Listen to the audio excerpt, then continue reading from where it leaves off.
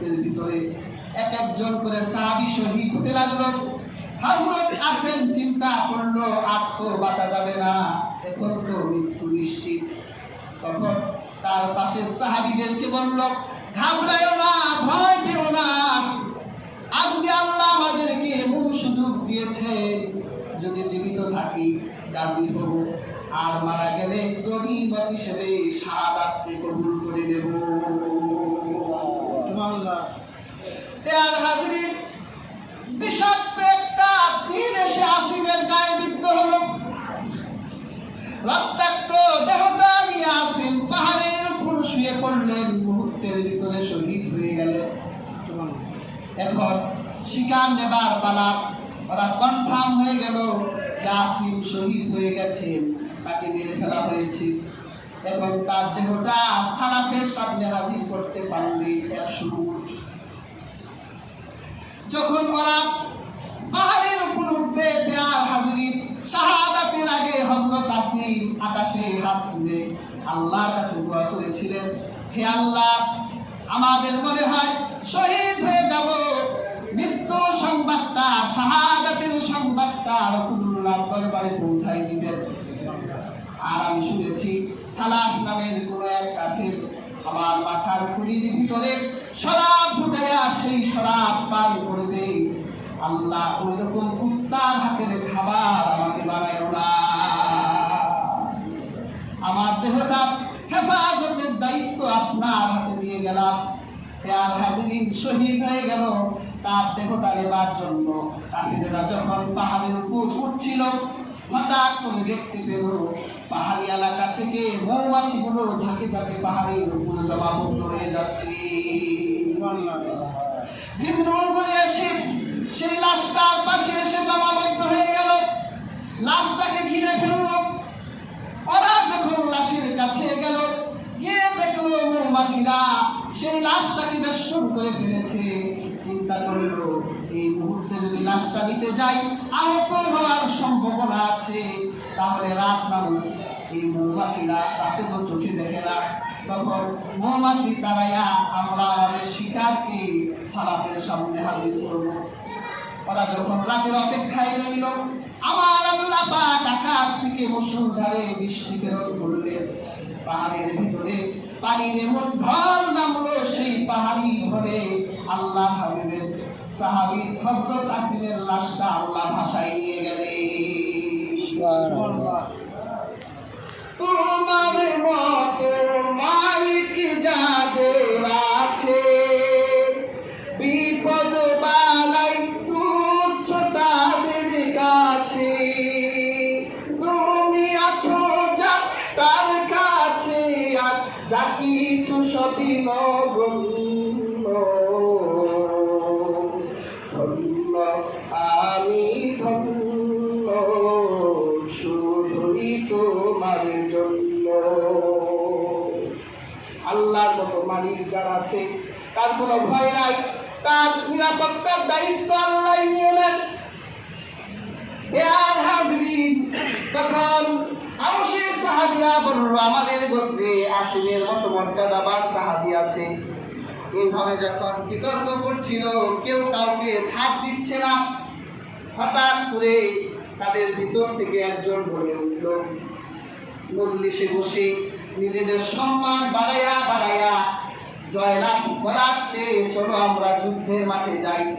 তার কত হিম্মত আছে, তার কত পাওয়ার আছে, তার কত শক্তি আছে, চলো বুয়াসের প্রেরণা নিয়ে আমরা যুদ্ধের ময়দানে উপস্থিত হই। কুরআন প্রান্তরে দুই দল সাহাবারা হাজির হয়ে গেল, সবার হাতে তীর তরবারি, যুদ্ধ হবে।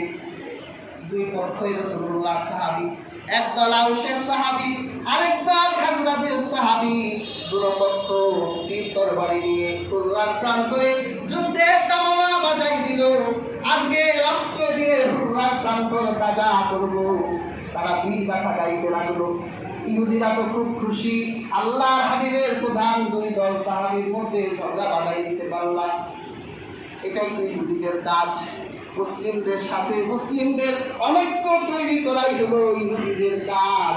এই কাজে তারা সফল হয়ে গেল। আল্লাহর হাবিবের কাছে যখন খবর পৌঁছে গেল যে হে আল্লাহর হাবিব, নবী আপনারা রোশার খাজরাজের সাহাবীরা তারা মজলিসে তারা বাঘ যুদ্ধ করেছে, কাদের চেয়ে কাদের সম্মান বেশি।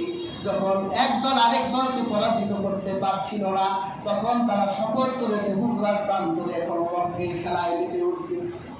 আল্লাহর হাবিব দেরি করলেন না, অতি দ্রুত সেই হুররার প্রান্তরে এগিয়ে দাঁড়ালেন। আল্লাহ পাক সূরা আল ইমরানের 103 নম্বর আয়াতটি নাযিল করলেন, ইয়া আইয়ুহাল্লাযীনা আমানু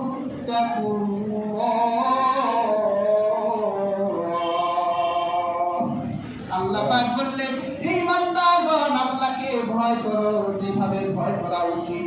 ভয় করার দাবি পূর্ণ করে আল্লাহকে ভয় করো। ওয়ালা তামুতুন্না ইল্লা ওয়া আনতুম মুসলিমুন। আর মুসলমান না হয়ে মৃত্যুবরণ করো না। কোরআনের নির্দেশ হলো একজন মানুষকে মরতে হলে তাকে মুসলিম হয়ে মরতে হবে। আর হাজরিন, আপনি কি মুসলিম হতে পেরেছেন? মুসলিম কি আর মুমিন কি, এটা তো আমরা বুঝি না। প্রত্যেকটা সাহাবী তখন মুমিন ছিল, আল্লাহ নির্দেশ দিল তোমাদের মুসলিম হয়ে মরতে হবে। তোমরা যে কাজ করছো এটা মুসলমানের কাজ হতে পারে না। যারা রক্তের খেলায় মেতে উঠে, যারা মানুষকে কষ্ট দেয়, মানুষের উপর জুলুম অত্যাচার করে, তারা কোরআনের সংজ্ঞায় কখনো মুসলিম হতে পারে না। আল্লাহর নির্দেশ, মুসলিম হয়ে মারা যাও, মুসলমান হও, আত্মসমর্পণ করো। মুসলিম অর্থ আত্মসমর্পণকারী। আপনার সামনে অস্ত্র ধরা হয়েছে, আপনি দুই হাত তুলেছেন, এটার অর্থ কি? যে আপনি আত্মসমর্পণ করেছেন। এখন আপনাকে যা নির্দেশ দেওয়া হবে আপনি তাই মানবেন, আপনার কোনো অধিকার এখন নাই আপনার উপর। আল্লাহ পাক হযরত ইব্রাহিমকে বলেছিলেন আসলিম, আত্মসমর্পণ করো। হযরত ইব্রাহিম বলেছিলেন আসলামতু লিরাব্বিল আলামিন, আমি বিশ্ব প্রতিপালকের নিকট আত্মসমর্পণ করলাম। আপনি যদি মুসলিম হন তাহলে আপনিও আত্মসমর্পণকারী হবে। আপনার প্রভু আপনাকে যা আদেশ করবে তাই আপনি পালন করলে আপনি মুসলিম। আর যদি তা পালন না করে উদ্যক্ত দেখান, আহমিকা দেখান, অহংকার দেখান, তাহলে আপনি মুমিন হতে পারেন, মুসলিম হইতে পারেন না। মুমিন তার পাপের কারণে জাহান্নামে যাবে, ঈমান থাকার কারণে একদিন না একদিন জান্নাতে যেতে পারবে। কিন্তু মুসলিম কখনো জাহান্নামে যাবে না, সে ইন্তেকাল করার পরেই আল্লাহর জান্নাতের দিকে পথ করবে। রাসূলুল্লাহ সাহাবীদের সামনে এই আয়াতটা তেলাওয়াত করলেন। আর তেলাওয়াত করলেন ওয়াতাসিমু বিহাবলিল্লাহি জামিআ ওয়া লা তাফাররাকু, তোমরা আল্লাহর রশিকে আঁকড়ে ধরো, বিচ্ছিন্ন হইও না। এই আয়াতটা তেলাওয়াত করার সাথে সাথে তাদের ভিতরে যত রাগ, যত ক্ষোভ, যত আহমিকা, অহংকার সব পানি হয়ে গেল। তিন তরবারি ফেলে দিয়ে তারা একজন আরেকজনকে বুকে জড়াই দিল। যে ভাই, আমরা তো এতক্ষণ ভুল করলাম, আমরা যে এতক্ষণ আমাদের সাহাবীদের শান আর মান নিয়ে ঝগড়া করে যুদ্ধের প্রান্তরে হাসিল হয়ে গেলাম। আমরা তো জাহান্নামের দ্বার প্রান্তে চলে এসেছিলাম। আল্লাহ নিয়ামত হিসেবে কোরআনের আয়াত নাযিল করে আবার আমাদেরকে বন্ধু বানাই দিবেন। সুবহানাল্লাহ। প্রিয় হাজরিন, আজকের এই সমাজে যদি আমরা এই আয়াতের বাস্তবতা তুলে ধরি তাহলে আমরা দেখব আমরাও এখন বিভিন্ন দল উপদলে বিভক্ত হয়ে গেছি। সেটা রাজনীতির নামে হোক, সেটা ধর্মের নামে হোক, সেটা পিরানির নামে হোক, সেটা বিভিন্ন ফিরকায়ে বাতিলার নামে হোক, আমরাও কিন্তু এখন বিভিন্ন দলে উপদলে ভাগ হয়ে গেছি। একজন আরেকজনকে ছেড়ে কথা বলি না, এক আলেম আরেক আলেমের বিরুদ্ধে কথা বলি, এক পীর আরেক পীরের বিরুদ্ধে কথা বলি। নিজেদেরকে আমরা হক হক বলে আরেকজনকে বাতিল বাতিল করছি। তাদের সামনে যদি এই আয়াত তেলাওয়াত করা হয় তাহলে তারা কি ঠিক হবে? তাহলে তারা কি মুসলিম আছে না মুমিন আছে? আল্লাহই বুঝতে পারে। কাজেই হাজরিন, আল্লাহর রশিকে আঁকড়ে ধরে সবাইকে কোরআনের উপর একমত হতে হবে। এখানে আল্লাহর রশি দ্বারা কোরআনকে বলা হয়েছে। রাসূলুল্লাহ হাদিসে বলেছেন, কোরআন হলো আল্লাহর রশি। এই রশির এক প্রান্ত জান্নাতে, আরেক প্রান্ত দুনিয়ায়।